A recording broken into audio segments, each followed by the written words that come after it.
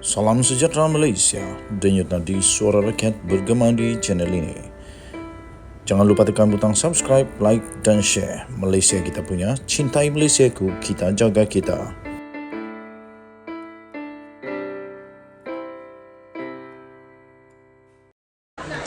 Salam sejahtera Malaysia, denyut nadi suara rakyat bergema di channel ini.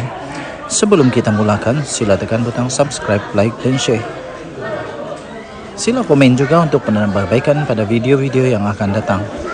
Sebelum ini, Menteri Besar Terengganu telah mengumumkan pendiriannya bahawa beliau sanggup dan sedia untuk menerima Khairy Jamaluddin sekiranya UMNO akan mengambil tindakan disiplin kepada Khairy Jamaluddin sama ada untuk memecatnya. Jika dia dipecat, menurut Menteri Besar Terengganu itu, PAS dan Perikatan Nasional sentiasa terbuka untuk Khairy Jamaluddin masuk ke sana. Tetapi akhirnya Khairy Jamaluddin membuat keputusan dan memberikan jawapan bahawa Khairy Jamaluddin hargai tawaran itu tetapi telah menolak tawaran Perikatan Nasional. Berita penuh, Khairy Jamaluddin berkata dalam satu kenyataan baru-baru ini, "Saya ucap terima kasih atas pelawaan PAS untuk sertai Perikatan Nasional PN. Tetapi saya masih setia sebagai ahli biasa UMNO," katanya. Tambahnya lagi, itu penegasan bekas Ketua Pemuda UMNO Khairy Jamaluddin kepada BH ketika diminta untuk mengulas pelawaan daripada Naib Presiden PAS iaitu Datuk Seri Dr. Ahmad Samsuri Samsuri Mokhtar untuk bekas Menteri Kesihatan itu menyertai mana-mana parti dalam komponen Perikatan Nasional. Sambil mengucapkan terima kasih atas pelawaan itu, bekas ahli Parlimen Rembau itu menegaskan akan terus kekal bersama dengan UMNO. Terdahulu, Ahmad Samsuri yang juga adalah Menteri Besar Terengganu berkata, Perikatan Nasional dan PAS bersedia untuk menerima Khairy Jamaluddin jika dikenakan tindakan penyingkiran oleh partinya UMNO. Beliau turut berkata Khairy Jamaluddin boleh memilih untuk menyertai mana-mana parti dalam komponen Perikatan Nasional. Katanya, seluruh kepimpinan PAS dan PN menganggap penyertaan Khairy dalam gabungan itu diibaratkan sebagai kecil tapak tangan niru ditadahkan. Difahamkan UMNO dijangka akan mengadakan mesyuarat Majlis Kerja Tertinggi MKT malam esok bagi membincangkan tindakan ke atas Khairy Jamaluddin yang telah didakwa menyebarkan dakwaan palsu mengenai kewujudan perwakilan import dalam Perhimpunan Agung UMNO PAU 2022 pada pertengahan bulan lalu. Ahmad Samsuri turut mengakui Khairy Jamaluddin adalah pemimpin yang hebat dan berfikiran terbuka serta mampu melaksanakan tugas yang dipertanggungjawabkan dengan cemerlang.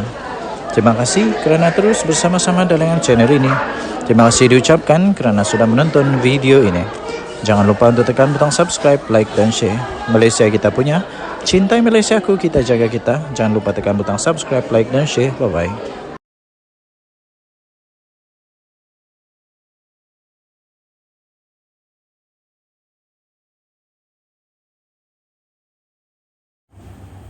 Salam sejahtera Malaysia, denyut nadi suara rakyat bergema di channel ini. Saya ingin ucapkan bilion terima kasih kepada semua yang sudah tekan butang subscribe, like dan share. Yang sudah komen, saya ucapkan terima kasih. Bagi yang sudah join member, anda special di channel ini. Kerana itu kita sedang usahakan untuk menghubungi member-member yang terpilih untuk menerima t-shirt yang cantik ini.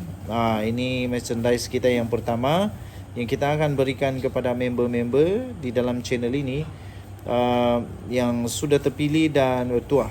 Kita akan hubungi satu demi satu.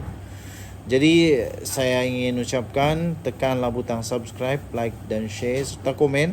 Dan jika anda berminat untuk dapatkan merchandise dan banyak lagi barang-barang yang syok-syok dalam channel ini, sila tekan butang join member. Okey, baiklah.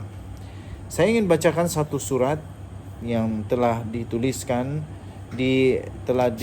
diterbitkan di Malaysia kini. Surat dakwa Masjid Selangor makin sepi, pemimpin PAS pertikai pemerintah. Surat Kenyataan yang dikeluarkan yang di-Pertua PAS Banging Muhammad Syafi Ngah yang menyentuh mengenai cahaya gemerlapan Islam di Selangor telah disangkal oleh Exco Agama Negeri Muhammad Zawawi Ahmad Mugni.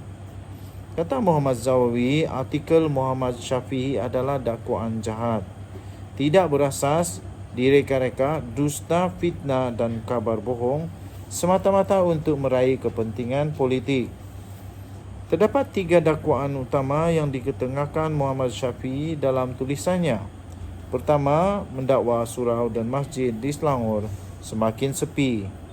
Melalui kenyataan rasminya, Muhammad Zawawi menerangkan bahawa kerajaan keluarga Malaysia sebelum ini mengumumkan fasa peralihan pandemik ke endemik COVID-19 bermula pada 1 April 2022. Hal itu menyebabkan pihak pentadbiran masjid melalui proses memperkasa dan mengimarahkan masjid pasca pandemik. Kerajaan Perikatan Nasional sebelum ini juga telah menguatkuasakan Perintah Kawalan Pergerakan PKP secara berfasa selama hampir 2 tahun, Mac 2020 hingga April 2022. Justru kebanyakan aktiviti kuliah dan ceramah agama di masjid serta surau terganggu akibat PKP. Tuduh pengkuliah bagus ditarik tauliah.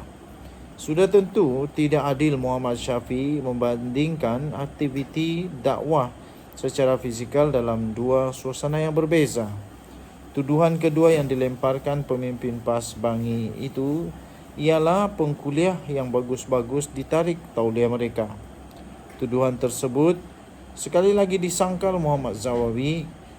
Hal itu kerana penarikan tauliah ahli politik adalah atas titah Sultan Sarafuddin Idris Shah Al-Hajj yang turut selari dengan Seksyen 12(a) Enactment Jenayah Syariah Selangor nombor 9 tahun 1995.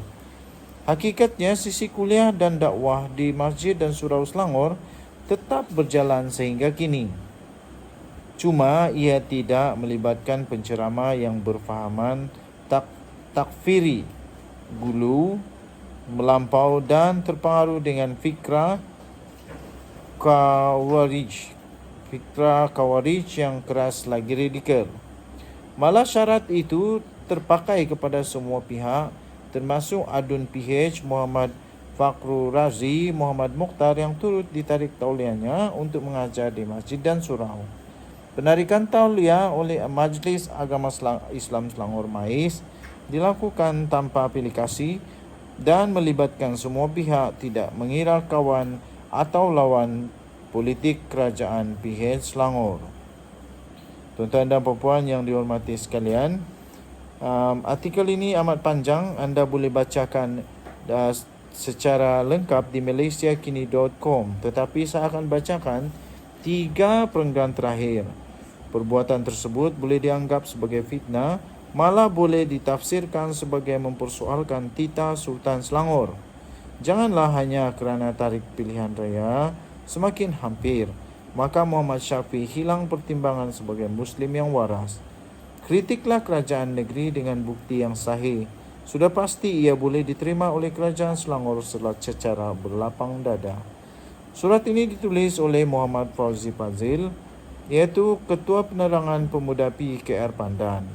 Tulisan ini tidak semestinya mencerminkan pendirian rasmi Malaysia kini dan juga tidak mencerminkan pendirian rasmi daripada channel ini, The Twin TV. Kita jumpa lagi. Bye-bye.